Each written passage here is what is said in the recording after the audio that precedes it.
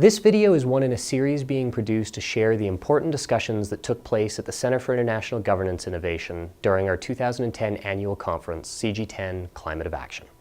Here, conference participants reflect on some of the lessons learned from past international climate negotiations. We waste a lot of time, waste a lot of energy, and with different rhetorics and reiterating what we have already said.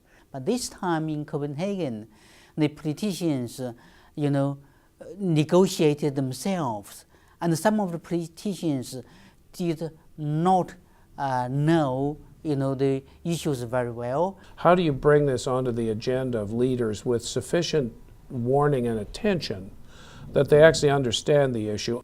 So you had a group of heads of state and government negotiating and drafting, but there was never any connection with the 200 other countries who were waiting in the plenary hall not knowing what was happening. That is not the way to carry out negotiations.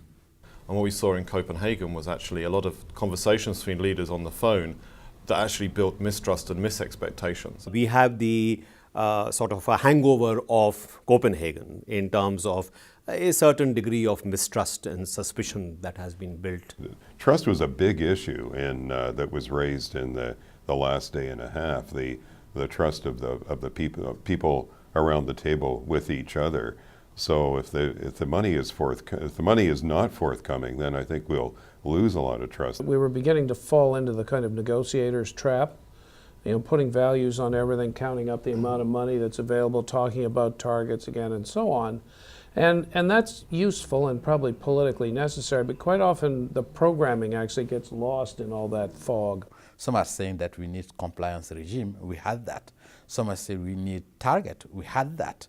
Some are saying that we need the involvement of the big economy or the emerging economy. We had that. And I really think that we need to really focus on action.